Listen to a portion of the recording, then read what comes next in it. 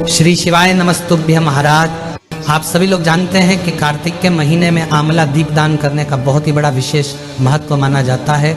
और आंवला नवमी के दिन अगर आप लोग इस आंवला दीपदान को करते हैं तो आपको कई गुना ज़्यादा फल मिलता है और आपकी मनोकामनाएं पूरी होती है, आपकी दुख और परेशानियां भी दूर होती हैं। महाराज इस बार आंवला नवमी कब है, आंवला दीपदान आपको कब करना है, किस समय करना है, कैसे करना है, सारी अद्भुत जानकारी इस वीडियो में आपको देने वाले हैं। वैसे महाराज इस दीपदान को विशेष रूप से आंवला नवमी, एकादशी या पूर्णिमा या विशिष्ट तिथियों के दिन किया जा सकता है, पर कार्तिक के महीने में जो आंवला नवमी पड़ती है उस दिन ये दीपदान करने को ज़्यादा बड़ा माना जाता है।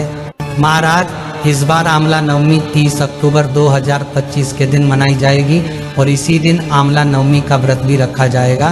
तो इसीलिए इसी दिन आप लोगों को आंवला नवमी के दिन ही आंवला के 5 दीपक भी तैयार करने हैं। महाराज इस दिन विशेष रूप से आंवले के ही दीपक तैयार किए जाते हैं। यहाँ पर मिट्टी के या आटे के किए जाते हैं।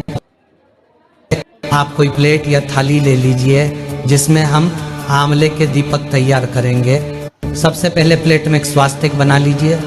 उसके बाद आपको यहाँ पर 5, 11, 21, 51 आंवले लेने हैं, जो कि आप किसी पेड़ से भी ले सकते हैं या खरीद कर भी लेकर आ सकते हैं। पर कोशिश करना कि आंवले के पेड़ से आंवला नवमी के दिन आप लोग अवल ना तोड़े। आप अपनी क्षमता अनुसार जितने आंवले के दीपक जलाना चाहते हैं वह जला सकते हैं। हम उदाहरण के लिए मान लेते हैं कि हम 5 आंवले यहाँ पर ले रहे हैं। अब सबसे पहले वाला जिस तरफ से आंवला पेड़ से टूटा हुआ है उस तरफ से हल्के हल्के से आपको गड्ढे करने हैं, क्योंकि दीपक लगाने के लिए हमें उन आंवलों के अंदर थोड़ा गड्ढा करना पड़ेगा।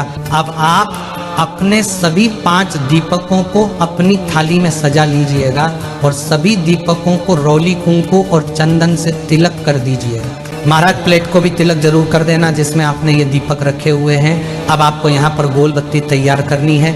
जितने आपने दीपक तैयार किए हैं उतनी ही गोल बत्ती आप तैयार कर लेना। हम यहाँ पर 5 गोल बत्ती तैयार कर लेते हैं और आप इन दीपक को शुद्ध देसी गाय का घी और तिल के तेल का उपयोग करके जला सकते हैं। तो जो आपके पास हो आप उसमें अपनी गोल बत्ती को भिगो लीजिएगा और एक एक गोल बत्ती आपने इन आंवले के अंदर जहां गड्ढा किया हो वहां पर रख दीजिए। अब आप इन दीपक के ऊपर से सफ़ेद तिल या चावल थोड़े थोड़े से चढ़ा दीजिए, क्योंकि दीपक कभी खाली नहीं जलाया जाता है। अब आप अपने इन 5 दीपकों को जला लीजिए और महाराज ये दीपक आपको शाम के समय प्रदोष काल में तैयार करने हैं और उसी समय जलाने हैं। अब आप दीपकों के पास में थोड़े से फूल भी चढ़ा दीजिए और एक जल का लोटा रखकर थोड़ा सा जल दीपकों के आसपास छिड़क दीजिए। इस तरीके से आपको ये आंवले के दीपक की पूजन करना है। महाराज अब हम जानते हैं कि ये दीपक हमें आंवला नवमी के दिन आंवले के दीपक रखना कहाँ कहाँ पर है। वैसे महाराज इस दिन जो दीपदान किया जाता है वह आंवले के पेड़ के नीचे ही किया जाता है। तो अगर आपके घर के आसपास आंवले का पेड़ है तो आप वहीं पर जाकर इन 5 दीपकों को आंवले के पेड़ के नीचे जाकर जलाकर आए या अपने घर से पूजन करके जलाकर लेकर जाएं और वहां पर जाकर रख कर आ जाए और हाथ जोड़कर आंवला देव से प्रार्थना करें, क्योंकि इस दिन विशेष रूप से ये दीपक हम भगवान विष्णु जी और माता लक्ष्मी जी के लिए रखते हैं। क्या महाराज आप दीपक को कहीं पर भी रखें पर इन्हें सीधा जमीन पर ना रखें।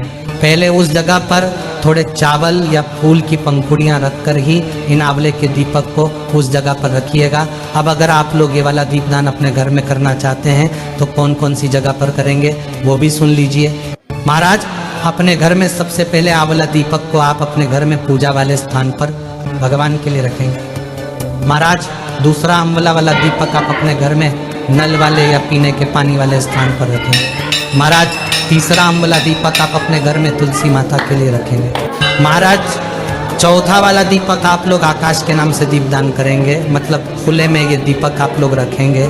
महाराज इसके बाद में 5वां आंवला दीपक आप अपने घर के मेन गेट या दरवाजे पर कर सकते हैं। इस तरीके से आप ये आंवले के 5 दीपक इन 5 स्थानों पर रख सकते हैं। और अगर आप लोग आंवले के पेड़ के नीचे दीपक को जला रहे हैं तो वहीं पर 5 दीपक लाइन से जमा कर आप लोग आंवला दीपदान कर सकते हैं। और महाराज ये दीपदान करने से स्वर्ण दान बराबर हमें फल देखने को मिलता है। अगर आप लोग भी ये आंवला दीपदान आंवला नवमी को करने वाले हैं तो हमें कमेंट में ज़रूर बताएं। और आप हमारी ये वीडियो कहाँ से देख रही है वह भी कमेंट में बताएं। श्री शिवाय नमस्तुभ्यम महाराज।